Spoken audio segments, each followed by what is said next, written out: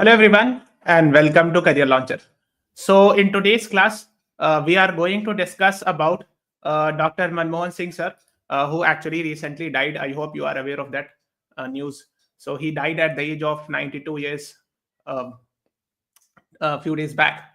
तो इसीलिए हम लोग जो है आज we have decided to have one session dedicated to him, where we will be discussing about his life, his achievements, the awards he got, etc. etc. ठीक है. तो आज की इस क्लास में हम लोग उनसे रिलेटेड सारी चीजें जानेंगे. ठीक है, बिकॉज ये न्यूज में था, है ना. आज की इस class So, if I'm audible, visible, everything is fine. If the slide is visible, if my voice is reaching, please write yes in the comment section. अगर मेरी आवाज आपको पहुंच रही है, अगर स्लाइड विजिबल है, सब कुछ ठीक है, तो आप एक बार यस लिख देना. Good afternoon. Yes, good afternoon Saifi, Nomani, Satviki, good afternoon. Okay, so I think I am audible, visible. आवाज आ रही है क्लियरली? सो इस क्लास में we will be asking some questions also. तो कुछ मैं क्वेश्चन आंसर भी कराऊंगा उनके लाइफ से रिलेटेड, कुछ मैं क्वेश्चन पूछूंगा और प्लस कुछ थ्योरी भी बताऊंगा. ठीक है, so this is how the things will go on. Okay, so let us begin with the first question. Please read the question and then answer me. So Mr. Manmohan Singh, he was born on 26 September 1932, died on 26 December 2024. Was an Indian politician, economist, academic, bureaucrat who served as the dash Prime Minister of India from 2004 to 2014. ये तो आपको पता होगा, hopefully. अगर ये नहीं पता है तो ये पता होना चाहिए. This you should be knowing. This is the tenure of Dr. Manmohan Singh as the Prime Minister of India. ठीक है, तो क्वेश्चन ये पूछा जा रहा है कि कौन से वाले प्राइम मिनिस्टर थे. मैंने 10th थे, 13th थे, 15th थे, 19th थे. This is the question, and these are basic questions related with his life, which you should be knowing it. हो सकता है जो अपकमिंग एग्जाम्स हो, जैसे MHCT का एग्जाम है, या अगर कोई जामिया, अलीगढ़, ये सब के एग्जाम दे रहे होंगे, तो उसमें पूछा जा सकता है, of course, because he was very much in the news. So he was actually the, yes, Safi Nomani and Satviki Goswami both have answered me option B, that is 13th. Yes, you are right. Actually, he was the 13th Prime Minister of India from 2004 to 2014. ठीक है, तो ये आपको पता होना चाहिए. अच्छा, एक दो सवाल मैं और पूछ रहा हूँ. He was the Prime Minister from 2004 to 2014. And after 2014, PM Modi, Narendra Modi became the Prime Minister. So from 2014 to 2000 till now, he is the Prime Minister. So before 2004, who was the Prime Minister of India? So Dr. Manmohan Singh succeeded which person as the Prime Minister of India? मतलब 2004 से पहले, actually let me clearly say 1998 से 2004 वो Prime Minister थे. Who was the person who was the Prime Minister of India before Dr. Manmohan Singh? Yes, Safi Nomani, you are right. Mr. Atal Bihari Vajpayee is the right answer. So यहाँ पर जो थे Atal Bihari, Mr. Atal Bihari Vajpayee was the Prime Minister of India at that time. ठीक है. Yes, good afternoon Pranshi, welcome to the class. ठीक है, तो ये सब बेसिक चीजें हैं जो आपको डॉक्टर मनमोहन सिंह की लाइफ से पता होना चाहिए. ठीक है, दो तीन चीजें और मैं पूछना चाहूंगा कि एट दैट टाइम एक्चुअली 2004 से 2014 तक जो प्राइम मिनिस्टर थे, so he was from INC, Indian National Congress. ठीक है, लेकिन इंडियन नेशनल कांग्रेस पार्टी से तो थे, लेकिन ये फुल मेजॉरिटी नहीं थी, बल्कि अलायंस में था, है ना. Means it was not having this, INC did not had full majority, so it was having an alliance with the support of other political parties. He could actually make the numbers of 272, है ना, or cross the 272 mark. So what is the name of that alliance? उस alliance को कहते क्या थे? जिसमें the major partner was, the bigger partner was Congress, and there were other smaller parties like DMK थी, RJD थी, and there are other parties also. So please tell me, what is the name of that alliance? Yes, I have got the right answer. Safi Nomani and Pranshi Govil has answered me. The right answer is UPA कहते थे ना, United Progressive Alliance. So it ruled from 2004 to 2014. और अभी जो alliance है उसको हम लोग कहते हैं, मतलब after 2014 you can say the alliance is called as NDA, National Democratic Alliance, where BJP is the larger partner. So ये सब basic चीजें that you should be knowing about. So B is the right answer to this question. Yes, Pranchi, very good. NDA. Okay, now let us move on to the next question related with the life of Dr. Manmohan Singh. So when I'm saying he, I'm actually referring to Dr. Manmohan Singh.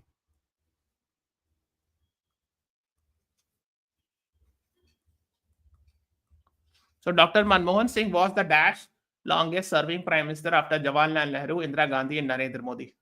Third, fourth, fifth, second. What is the right answer to this question?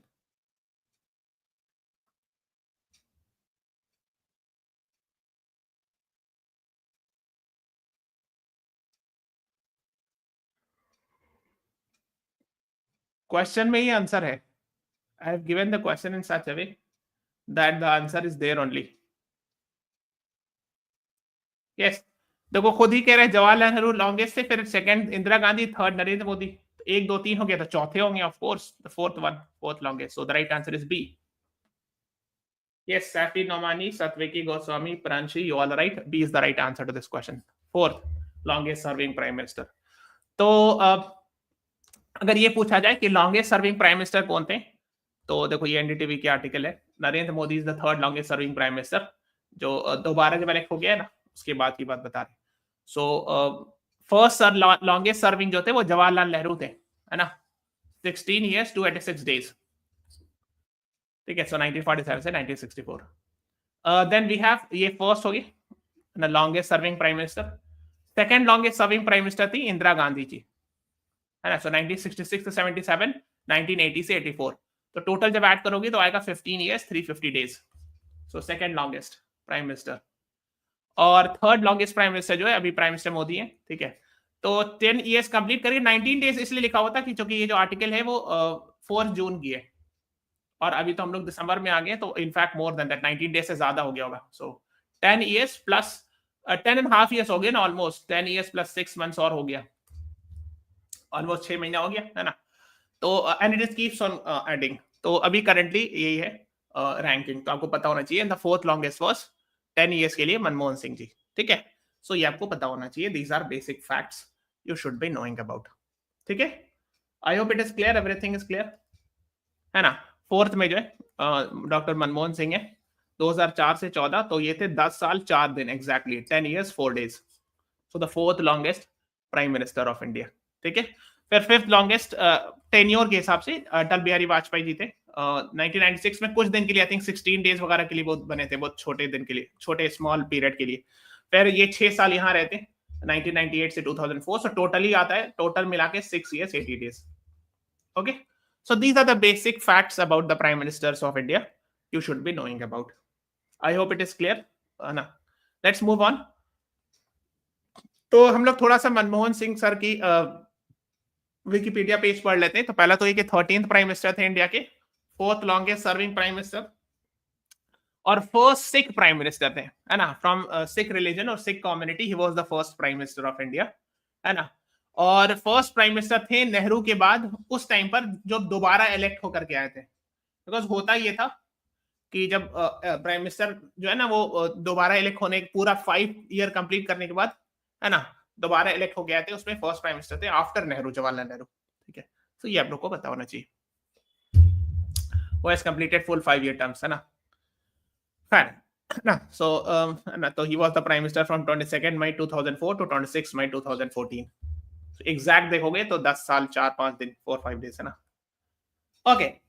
Now let's move on to the next question. Since we are talking about Dr. Manmohan Singh, we must be asking this question that he was born where. अगर कोई जगह बता देगा village का नाम, so I'll be very happy. Otherwise, I'm asking the state, the province where he was born. So I have written option B and C. Punjab is in Pakistan also. There is a state of Punjab in Pakistan today and state of Punjab in India. So that is why I have given 2 separate options in option B and C. Yes, Pranchi Govil, very good. Gah जगह का नाम है, where he was born. In which state? कहाँ मिलेगा? Gah is in Pakistan. Yes, Satviki Goswami, Safi Nomani, Pranchi Govil, you all are right. The right answer is option B. in the state of Punjab in Pakistan.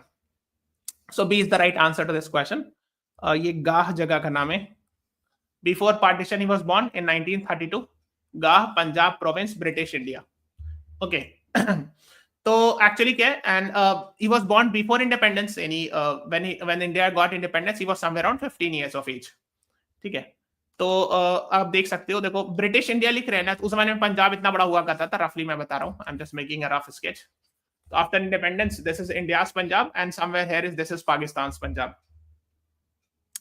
तो यहीं पर एक जगह है गाह, GEAH, which is in Pakistan's province of Punjab today. Okay, so that is what you should be knowing about. तो ये सब बेसिक चीजें आप लोग को पता होनी चाहिए. Okay, let's move on to the next question. Please read the question and then answer me.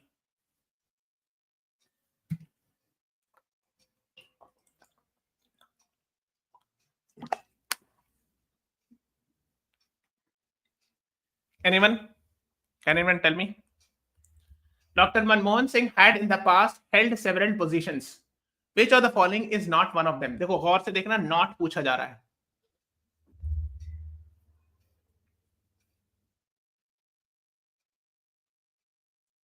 तो जब भी क्वेश्चन ये पूछा जाए नॉट, जहां भी एग्जाम में हो, उसको अंडरलाइन जरूर कर लेना या ध्यान से पढ़ना.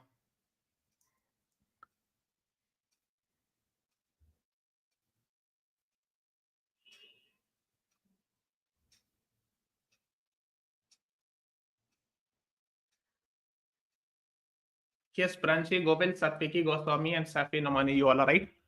Option D. ठीक है. तो वो chief economic adviser of India पे रहते हैं. चीफ इकोनॉमिक एडवाइजर का काम होता है, जैसे मैं आपको सिंपल लैंग्वेज बताता हूँ. आपने इकोनॉमिक सर्वे सुना है ना? वो is actually the main person who writes is chief economic adviser. RBI governor भी रहे, डेप्यूटी चेयरमैन प्लानिंग कमीशन भी रहे, leader of opposition in Lok Sabha नहीं रहे, राज्यसभा रहे. Yes, Satviki Goswami, very good. वो राज्यसभा के लीडर ऑफ अपोजिशन रहे थे. He was the leader of opposition of Rajya Sabha before becoming the Prime Minister of India. ठीक है. तो प्राइम मिनिस्टर बनने से पहले वो लीडर ऑफ अपोजिशन राज्यसभा थे. ठीक है. तो ये आप लोग को पता होना चाहिए. Okay, so D is the right answer. देखो उनके बारे में थोड़ा सा कांग्रेस की वेबसाइट पे लिखा. सीईए चीफ इकोनॉमिक एडवाइजर रहे थे फाइनेंस मिनिस्ट्री को 1972 में. फिर यूएन की टाइड यूएन है ना conference on trade and agreement, वहां भी रहे थे सेक्रेटरी जनरल. फिर सेक्रेटरी इन फाइनेंस मिनिस्ट्री है ना, deputy chairman of planning commission, governor of RBI, adviser to prime minister, and हाँ ये इंपॉर्टेंट है, चेयरमैन ऑफ यूजीसी भी रहे थे. ये पता होना चाहिए. यूनिवर्सिटी ग्रांट कमीशन, कोई जानता है ये व्हाट इज दिस यूजीसी? इसके चेयरपर्सन या चेयरमैन भी रह चुके थे. यूजीसी जो है ना, यूनिवर्सिटी ग्रांट कमीशन, एक बॉडी है जिस which is responsible actually for regulating the universities in entire India. जितने भी सेंट्रल यूनिवर्सिटीज है उसको रेगुलेट करती है एक बॉडी, उसको कहते हैं यूजीसी. ठीक है. So that is what you should be knowing. So he was the chairman of that as well. ठीक है. और वो राज्यसभा के मेंबर थे 1991 से. ठीक है. और 1998 से 2004. This is the time period when he was the leader of opposition in Rajya Sabha. Okay. So when he was the leader of opposition in Rajya Sabha, और इस टाइम पर Atal Bihari Vajpayee was the prime minister of India. This you should be knowing. ठीक है. When Atal Bihari Vajpayee was the Prime Minister of India, he was the leader of opposition in Rajya Sabha. ठीक है. फिर बाद में he took office as the Prime Minister of India on 22nd May 2004 and है ना, फिर 2009 में फिर से है ना 2014 तक रहते हो, मतलब 2 बार 5 years का टर्म मिला उनको.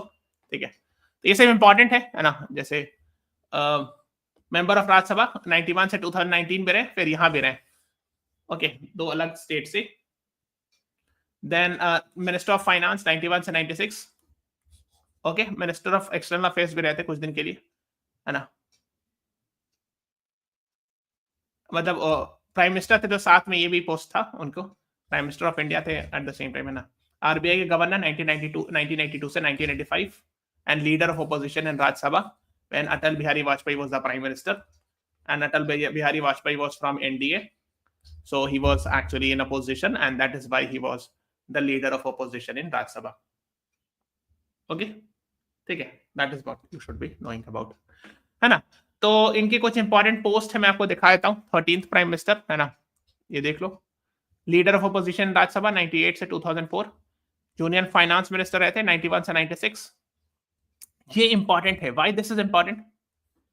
Can you please tell me something happened in 1991 when he was the finance minister of India, and that is why this is very very important. Can you please tell me? बता सकते हो? Can anyone tell me that in 1991, from 91 to 96, he was the finance minister of India. So in 1991, a very important decision was taken, which actually changed the economic landscape of India. So what was that decision?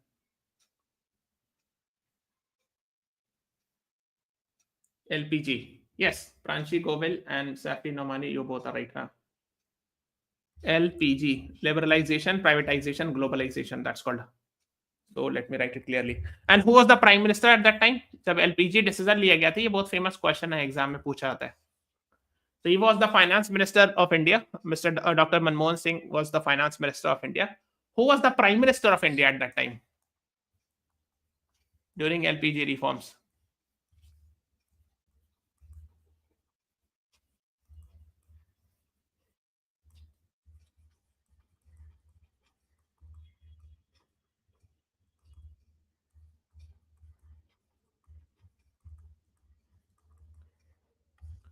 So LPG reforms was the economy open hui, then we started interacting more, we started having more export import and all business interaction with the rest of the world. More FDI आना शुरू हुआ, नई नई companies आनी शुरू हुई. 1991 economic reforms. Yes, Safi Nomani and Pranshi Govil, you both are right. Pro is also right. Dr. P.V. Narasimha Rao. So the prime minister was at that time Mr. P.V. Narasimha Rao was the prime minister of India. And the finance minister at that time was Dr. Manmohan Singh. ठीक है, तो ये आप लोग को पता होना चाहिए, है ना. आरबीआई के गवर्नर थे 1982 से 85 तक. Now let's move on to the next question, and the next question is, Dr. Manmohan Singh was honored with which of the following awards? And these are the options: Bharat Ratna, Padma Vibhushan, Padma Bhushan, Padma Shri. So I hope you are aware, these are the four famous civilian awards in India. The highest civilian award is Bharat Ratna, the second highest is Padma Vibhushan, the third highest is Padma Bhushan, and the fourth highest is Padma Shri. So he was honored with which of the following awards?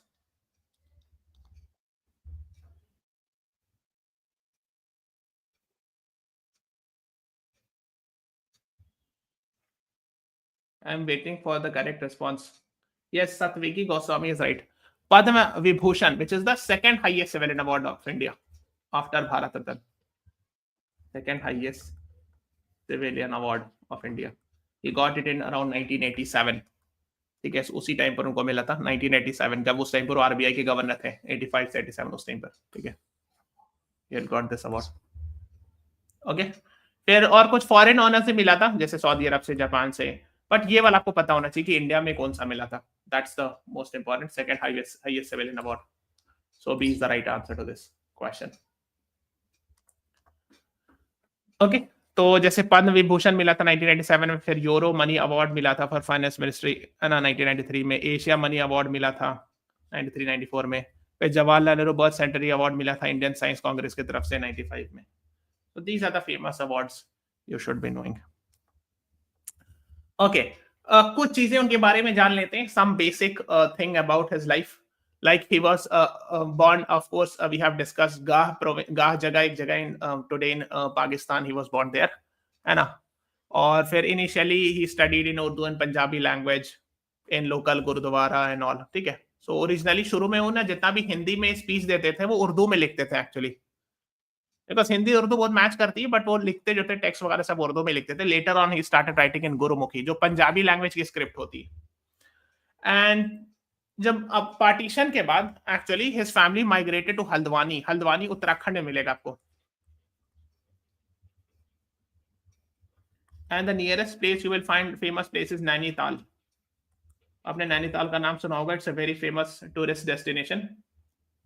Okay, तो उसी के पास में एक जगह हल्द्वानी, तो जब वो आजादी के बाद उनकी फैमिली से माइग्रेट की थी, so he actually stayed, his family stayed in Haldwani in Uttarakhand. Okay, so these are some of the things you should be knowing.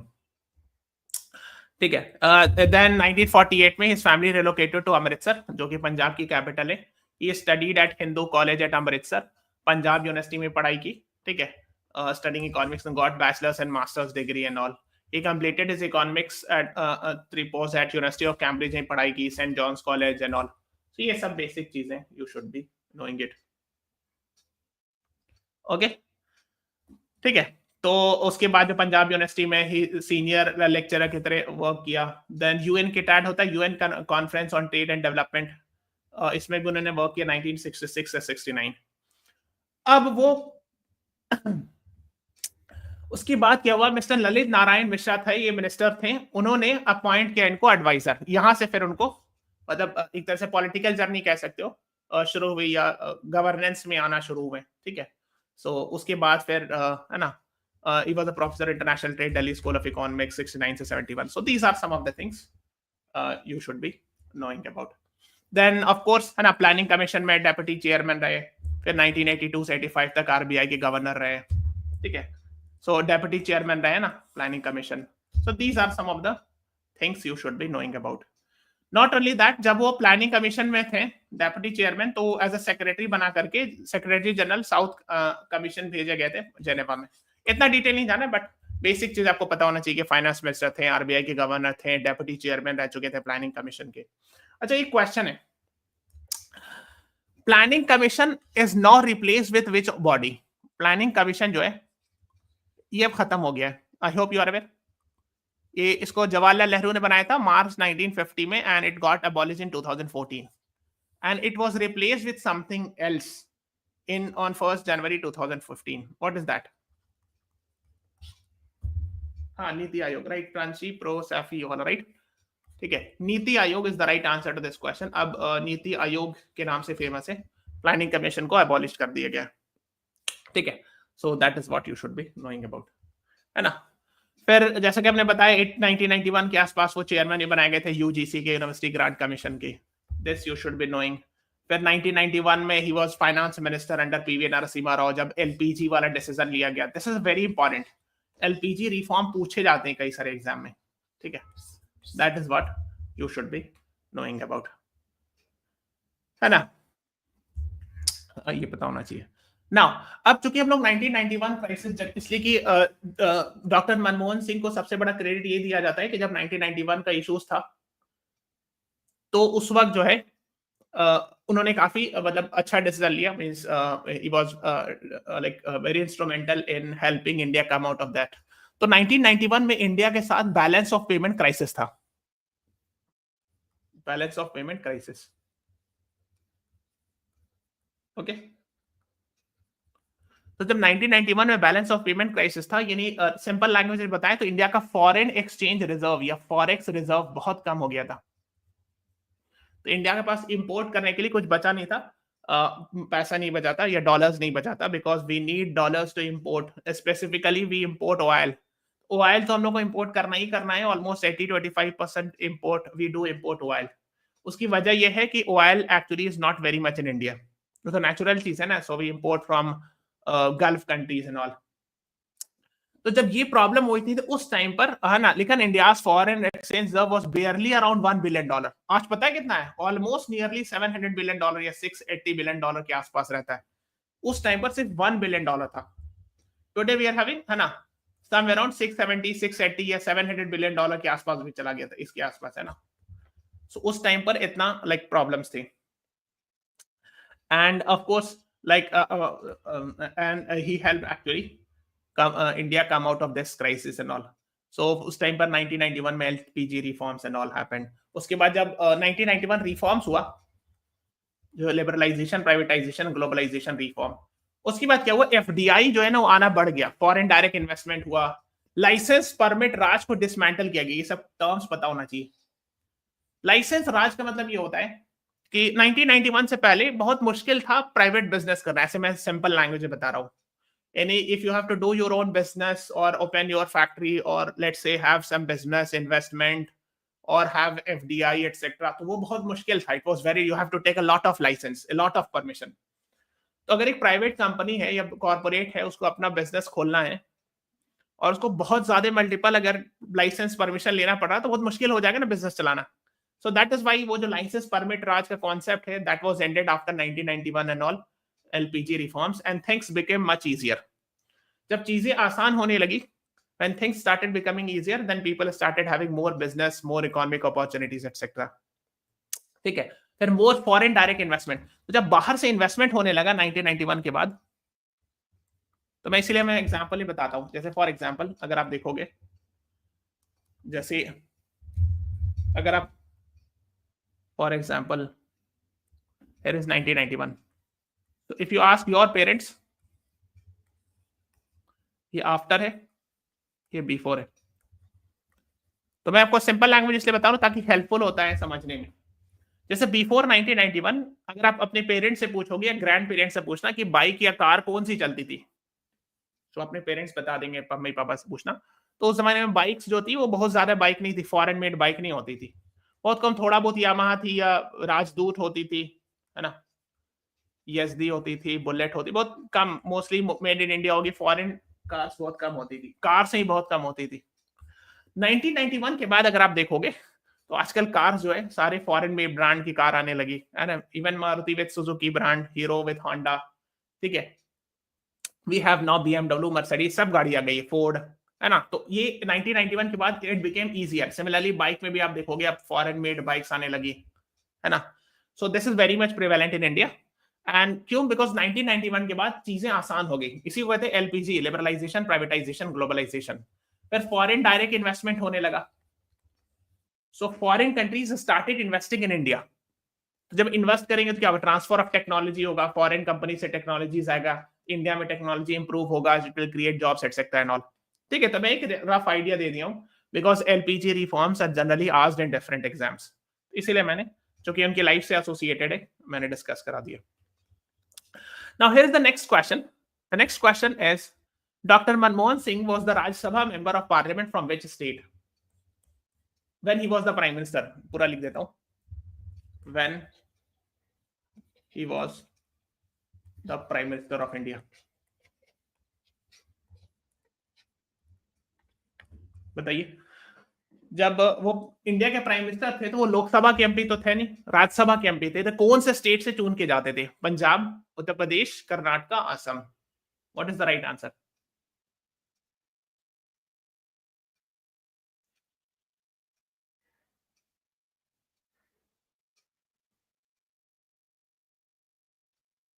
Can anyone tell me? Because this is important. Star mark कर लीजिएगा.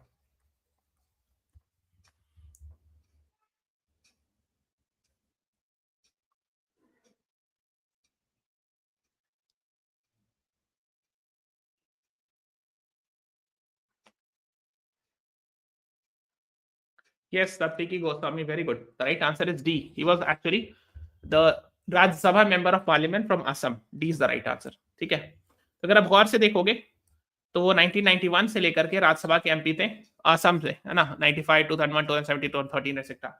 Last में जो बने थे ना वो राजस्थान से बने थे लास्ट में, ये असम से थे, है ना. हाँ, लास्ट में आई वुड से 2019 से 24 तक भी थे. And in that case, he was from Rajasthan, elected as the Rajya Sabha member of parliament. तो प्राइम मिनिस्टरशिप के बाद, लेकिन जब वो प्राइम मिनिस्टर थे या लीडर ऑफ अपोजिशन राज्यसभा थे, तो उस टाइम पर 1991 से लेकर 2019 तक almost he was from Assam, the state of Assam. ठीक है. हाँ. सो अगर मैं ये पूछ रहा हूँ कि जब वो प्राइम मिनिस्टर थे इंडिया के, तब वो राज्यसभा के मेंबर कहां से थे, so the answer would be D. Assam is the right answer to this question. ठीक है. तो ये स्टेट ऑफ आसाम है और ये राजस्थान, है ना. कुछ और जो क्रेडिट है important famous ones that we will be talking about. जैसे as a prime minister he started the concept of national rural health mission. ये बहुत फेमस है. राइट टू एजुकेशन एक्ट, ये आपने सुना होगा, RTE, right to education act. Then एक दो चीजें कि the laws, anti terror law like UAPA was strengthened. UAPA को और स्ट्रॉन्ग किया गया, हालांकि ये 1967 में बनाया गया था, but it was strengthened. NIA as a agency बनाई गई थी पूरी. जब 2011 लाइक 26/11 अटैक्स, टेररिस्ट अटैक हुआ इन 2008, उसके बाद जो है NIA, national investigation agency, through NIA act was created, and this is specifically an anti terror agency. I hope you are aware of this. तो ये उनके जमाने में हुआ था. फिर एक है यूआईडीएआई, मतलब जिसको आधार कहते हैं, जो आधार कार्ड को रेगुलेट करती है agency. So the concept of Aadhaar card and the UIDAI was established during the prime ministership of Mr. Manmohan Singh. ठीक है. Then एक और जो इंपॉर्टेंट चीज है वो है NREGA, national rural employment guarantee act, जिसको अब हम लोग एमजी नरेगा कहते हैं, यानी Mahatma Gandhi national rural employment guarantee act. इसमें क्या होता है? That was also started by him. इसमें यह है कि रूरल एरियाज में गवर्नमेंट गारंटी देती है कि हम 100 डेज आउट ऑफ 365 डेज, यानी अगर एक साल में 365 दिन होता है तो हम 100 दिन का गारंटी देते हैं जॉब, लेकिन वो मैनुअल लेबर के लिए, यानी अनस्किल्ड लेबर के लिए जॉब. ओके, ठीक है. सो 100 डेज की गारंटी देती है रूरल एरियाज में गवर्नमेंट कि हम आपको जॉब देंगे, वो मैनुअल अनस्किल्ड जॉब लेकिन होता है. ठीक है. तो ये कॉन्सेप्ट नरेगा का, जिसको आप एमजी नरेगा कहते हैं, Mahatma Gandhi national rural employment guarantee act, ये भी उन्हीं के जमाने में आया था 2005 में. And another one is the most important is RTI, right to information act. ये बहुत बहुत इंपॉर्टेंट है. इसके जरिए with the help of RTI you can ask any information from the government, है ना. ये गवर्नमेंट डिपार्टमेंट से अगर आपको कोई इंफॉर्मेशन लेना है तो आप आरटीआई के थ्रू ले सकते हो. This was also the major achievement of doctor Manmohan Singh sir. ठीक है. ओके. देन उसके बाद एक ये वाला इंपॉर्टेंट लॉ है, इसी को हम आरटीई कहते हैं, right to education act. Right of children to free and compulsory education 2009 में लाया गया था. आर्टिकल 21 कैपिटल ए इंसर्ट किया गया था, जिसमें कहा गया था ना, right to education is a fundamental right. ठीक है. तो इसके अंदर बहुत सारे चीजें लाई गई थी so that it would be helpful. A lot of initiatives were taken to ensure that the poor children should also get benefit of the schools and all. So these things were there. If there is a request, कुछ लोग chat में मतलब not decent चीज नहीं लिख रहे हैं, please be careful. ये classroom है ना, so आप ensure करें कि first of all you should be talking only things which are associated with this class, and yes, use some decent words. There's a request. Okay. तो हम लोग doctor Manmohan Singh की जमाने की जो जो अचीवमेंट्स है वी हैव डिस्कस्ड इट, है ना. एंड एक और इंपॉर्टेंट चीज है फॉरेन पॉलिसी से रिलेटेड. बहुत सारी चीज फॉरेन पॉलिसी से रिलेटेड उनकी लाइफ में थी, लेकिन एक जिनका काफी सारे, जब after his death it was talked much talked. ठीक है. इसको कहते हैं 1-2-3 अग्रीमेंट कहते हैं. 1-2-3 अग्रीमेंट, या उसको हम कहते हैं Indo US civil nuclear agreement. So it happened in 2006. ठीक है. वो उस टाइम पे यूएस के प्रेसिडेंट जॉर्ज बुश थे, उनसे अग्रीमेंट हुआ था. सिविल न्यूक्लियर अग्रीमेंट का मतलब है, मैं आपको सिंपल लैंग्वेज में बताता हूं. देखो होता क्या है, जो न्यूक्लियर टेक्नोलॉजी जो होती है, न्यूक्लियर टेक्नोलॉजी, ठीक है,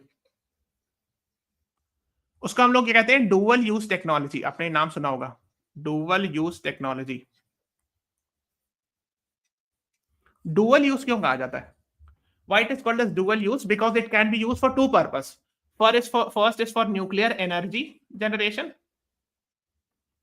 and another is for making nuclear bomb. Now यही है, यानी न्यूक्लियर एनर्जी नहीं पॉजिटिव चीज के लिए, पॉजिटिव काम है, एनर्जी जनरेट करना, बिजली बनाना, इलेक्ट्रिसिटी, विच इज हेल्पफुल, है ना. और ये नेगेटिव काम हो गया ये. तो जो इंडो यूएस डील हुआ था वो इस चीज के लिए हुआ था, न्यूक्लियर एनर्जी के लिए. Why? Because न्यूक्लियर एनर्जी से बहुत benefit, because we need electricity. और जब उन्होंने एग्रीमेंट साइन किया था तो उस टाइम पर भी ऑफ कोर्स न्यूक्लियर एनर्जी की बहुत जरूरत थी. So one of the way to get a good amount of energy is through the help of nuclear energy. Renewable कहा जाता है, मतलब काफी हद तक, है ना, as compare to coal and other thermal technology. ये ज्यादा बेटर माना जाता है, causes less pollution etcetera and all. तो जो इंडो यूएस न्यूक्लियर डील हुआ था, जिसको 1-2-3 अग्रीमेंट कहते हैं, या इंडो यूएस न्यूक्लियर डील, इसमें जो था वो यही था कि even if India was not a member of NSG, यानी न्यूक्लियर सप्लाई ग्रुप का मेंबर नहीं था, उसके बावजूद भी even after that India got waiver and Indo US nuclear deal happened, where India would be getting benefit from America for getting the nuclear energy related things, ठीक है। तो उससे क्या होगा कि इंडिया में न्यूक्लियर एनर्जी का लाइक मैन्युफैक्चरिंग तो नहीं वर्ड लिखेंगे, लेकिन न्यूक्लियर रिएक्टर्स बनाने में हेल्पफुल होगा, है ना। So that was the idea. And IAEA है, international atomic energy agency, was supposed to inspect those nuclear reactors. यानी इंडिया में जो न्यूक्लियर रिएक्टर्स है उसमें टेक्नोलॉजी इंप्रूवमेंट्स है ना, और उससे रिलेटेड सारी चीजें में America would be helpful after this agreement. उसके बाद क्या हुआ कि हाँ, बहुत सारे जो न्यूक्लियर रिएक्टर्स थे उसकी मतलब इंप्रूवमेंट हुआ, उसकी एफिशिएंसी में, उसकी एनर्जी जनरेशन में एंड ऑल, ठीक है। और IAEA जो एजेंसी है, इंटरनेशनल एटॉमिक एनर्जी एजेंसी, वो इंस्पेक्ट करते रहेगी। इंस्पेक्शन इसलिए किया जाता है IAEA के द्वारा ताकि कोई कंट्री ने मिसयूज नहीं करने लगे, कि मान ली किसी और कंट्री ने एक्सपोर्ट करके न्यूक्लियर एनर्जी वाई को दिया और ये जो है ना न्यूक्लियर एनर्जी की जगह न्यूक्लियर वेपन बनाना शुरू कर दे। तो ensure IAEA is to ensure that nuclear technology should be used for creation of nuclear energy and not for nuclear weapon, ताकि पॉजिटिव काम के लिए यूज किया जाए, ना कि नेगेटिव काम के लिए। इसलिए IAEA जो है वो इंस्पेक्शन वगैरह भी करती है आकर के, ठीक है। तो ये एग्रीमेंट का सारा पार्ट था। तो this is actually one of the achievement of doctor Manmohan Singh as the prime minister, ठीक है। तो ये चीज आपको पता होना चाहिए। Okay, so that is one thing. फिर कुछ कंट्रोवर्सीज हुआ था, जैसे 2G स्कैम से रिलेटेड काफी न्यूज में आया था। कॉमनवेल्थ स्कैम हुआ था, उनके मिनिस्टर पर केसेस वगैरह हुआ था। Then India against corruption movement हुआ था, led by Anna Hazare, and at that time Arvind Kejriwal was also there and all. तो दे प्रपोज फॉर जन लोकपाल बिल। फिर बाद में लोकपाल बिल पास भी हो गया था 2013 में, and then now we have something called as Lokpal. So can you please tell me who is the current Lokpal of India? कोई बता सकता है? I will be very happy. Who is the current Lokpal of India? Please tell me.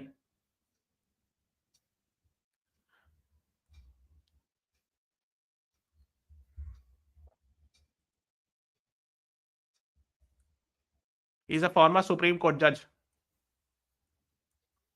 Justice A.M. Khanwilkar.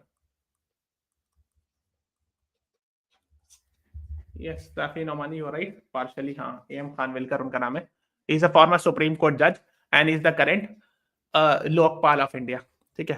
फिर एक और 2012 Nirbhaya case हुआ था, ये बहुत फेमस, मतलब ये हुआ था, इसमें काफी न्यूज में आया था and all. That was also during the time of doctor Manmohan Singh.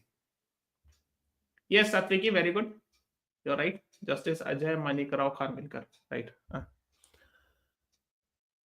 हाँ, फिर मैंने आपको बताया कि वो मोस्टली जो है वो असम से राज्यसभा के MP थे, लेकिन 2009 से 2024 तक जो रहे, 2019 से 24 तक वो राजस्थान सेलेक्ट हुए थे, ठीक है। और अप्रैल में साल रिटायर भी कर गए थे। And now Sonia Gandhi is from there, from the same place, ठीक है। सो ये सब बेसिक चीजें about the life of doctor Manmohan Singh. कुछ पर्सनल चीजें उनकी लाइफ में, एक उनकी वाइफ का नाम है Gursharan Kaur. He got married in 1958 and he has 3 daughters, Upendra Singh, Daman Singh and अमृत सिंह। उनके एक जो दामाद हैं, one of the son-in-law is a IPS officer, Ashok Patnaik, 1983 batch IPS officer. I am sure he must have retired, his son-in-law, because 1983 batch officer is there, so I think he must have retired, ठीक है। और ये सब चीजें पता होना चाहिए, है ना। एक बार उन्होंने लोकसभा का इलेक्शन लड़ा था, बट वो हार गए थे 1999 में, 30th Lok Sabha election he fought from south Delhi, but he lost. तो ये भी आपको पता होना चाहिए। So mostly he was the Rajya Sabha MP। once he tried to fight election but he lost। ये आपको पता होना चाहिए, ओके। ये अभी रिसेंटली न्यूज में था, and I hope you must be aware of it, that he was cremated with full honours, immersed at Astha Ghat and all, and former prime minister, Bhutan's king, Mauritius foreign ministers were present here, so just have an idea about it. So this is all about today's class. I will be meeting you today at 8 PM also, क्योंकि Sunday को 8 PM पे we are having session। उसमें हम लोग करते क्या है कि स्टैटिक जीके रिवाइज कराते हैं, स्टैटिक जीके, और इससे बहुत सारे क्वेश्चंस आ जाते हैं एग्जाम में, ठीक है। तो अगर आप MHCT, जामिया, AMU जिसका भी एग्जाम दे रहे हैं, उसमें मतलब वो मोस्टली या तो हिस्ट्री होगा, पॉलिटी होगा, इससे रिलेटेड क्वेश्चन होगा, कहीं कहीं PYQs वगैरह भी डिस्कस कराते हैं। So please do join me at 8 PM today. So please subscribe to the channel, press the like button, share this video. Thank you everyone. Thanks for watching. Have a nice day.